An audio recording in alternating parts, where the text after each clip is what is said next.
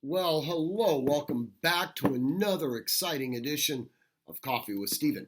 So, this week's blog is entitled The de Tocqueville Paradox, Part 2. So, many of you may remember from a number of months ago, I wrote a blog on the de Tocqueville paradox and was specifically related to China. This one actually hits a little closer to home. This is an analysis of the de Tocqueville paradox here in the United States. Now, as a refresher, for those of you who do not remember the finer nuances of the de Tocqueville paradox, this comes to us from Alexis de Tocqueville, who was a political philosopher. We'll call it an amateur political philosopher back at the beginning of the 19th century. He had come to the United States ostensibly to look at our penitentiary system.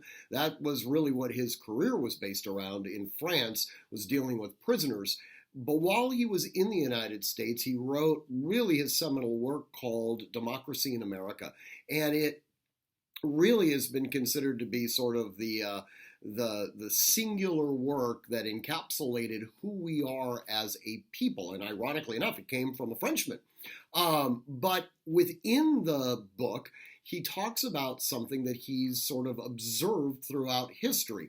He looks at the Roman Empire and he looks at the Persian Empire, and essentially he describes this paradox, which has been subsequently termed the de Tocqueville paradox, that when there's a despot, the people start clamoring for change, and usually there's all sorts of repressive measures that are instilled to try to keep those people in check, right? So that that despot can continue his political life.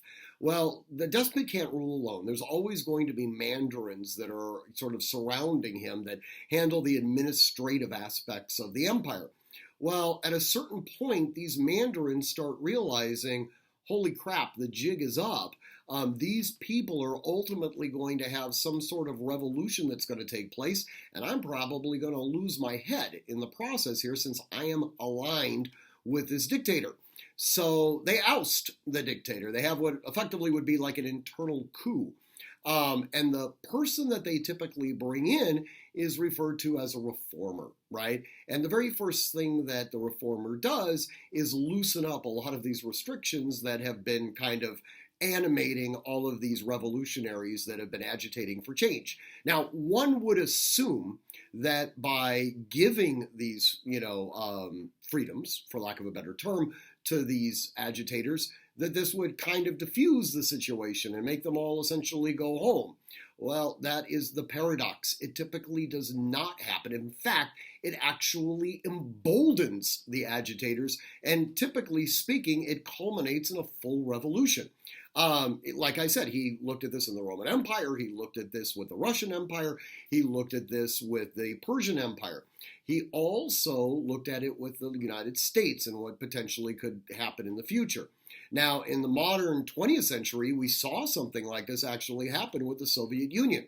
When Gorbachev came to power, he acted essentially as a reformer, instituting what has been now considered perestroika, right, where the freedoms to the individual would suddenly be enhanced. And the idea was this would take away some of the more egregious aspect of Soviet life. What it ultimately did was cause the White Revolution, which ultimately put Boris Yeltsin in power. So this is something that is tangible. We can actually see it. And I was sitting there looking at the Trump, the end of the Trump presidency and really at the beginning of the Biden inauguration, and something suddenly manifested. We saw the agitators, Antifa, BLM, et al., in the Pacific Northwest continue their agitations. In fact, going so far as to defacing democratic, strongholds and writing epithets to President Biden. And a lot of the media seem to be completely perplexed by this. Well, this might actually be an example of the de Tocqueville paradox. Now that Biden is elected, they figure, oh, well, all of the summer of insurrection is going to suddenly disappear because, after all, now we have a more rational person in the White House. Well, that actually may not play itself out the way that they had originally intended. If history is any guide, these things are actually going to continue to manifest. So, anyways, I encourage you to read the blog. It's obviously on the de Tocqueville paradox and how it relates to these modern insurrectionist movements.